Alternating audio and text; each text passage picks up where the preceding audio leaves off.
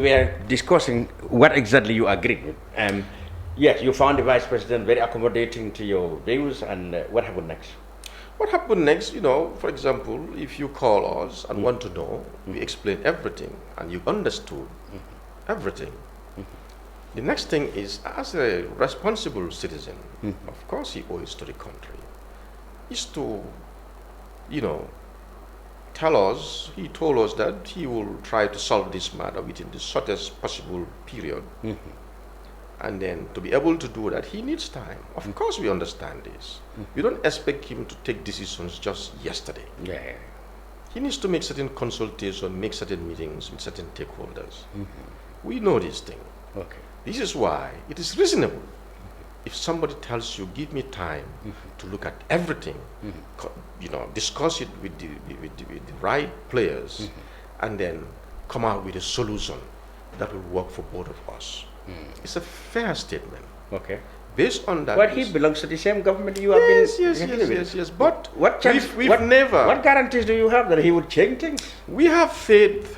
We've always been living on faith. The reason why we are here today, when this matter has started way back in the beginning of the year or last year, is because we've always had faith on promises, certain people were giving us. We come to realize in the middle of it that those people, some of them making these promises, their hands are equally tied.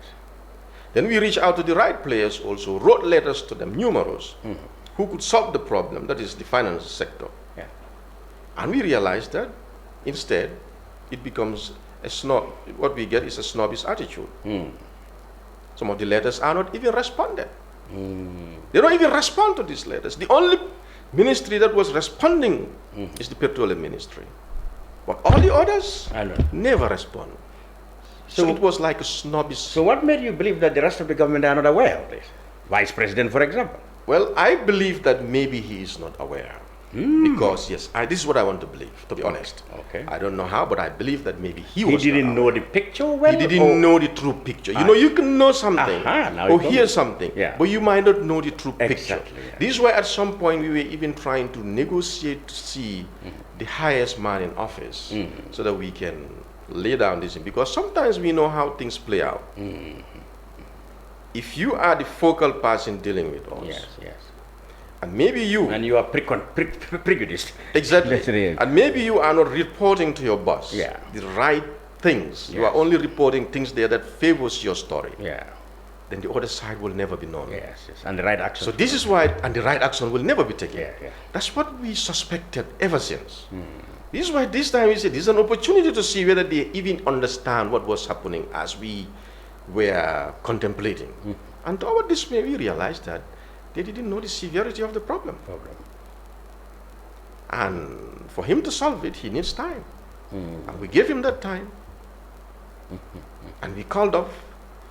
But do you know that even giving the time and calling off the sit down, as we are speaking, Mr. Cham, every liter that they are dispensing in our stations, we are losing money. Yes, that comes to the point that how long or how many days have you given this much trusted mediator now in the government? How long are you going to keep that? You of course are holding back Monday's action, but for how long? Well, we've given him a reasonable time. How long? I wouldn't want to put a time frame to it. You don't want to put a time frame? No, because you know why. Let me tell you why. Let me tell you why. He has promised a certain time frame. But I will want to keep that out of the public view. But in the meantime, it is a very, very short time. So in the meantime, but reasonable enough to make consultations. In the meantime, as you claim, losses have been made. The suppliers are threatening to get so. Eventually, the longer it takes before a final solution is found, the higher the risk of fuel shortages by way of suppliers cutting off. And that is what is our biggest fear.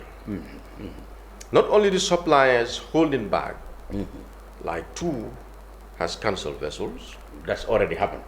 But there are still others. How much percentage is that going to be? So it's a reasonable one.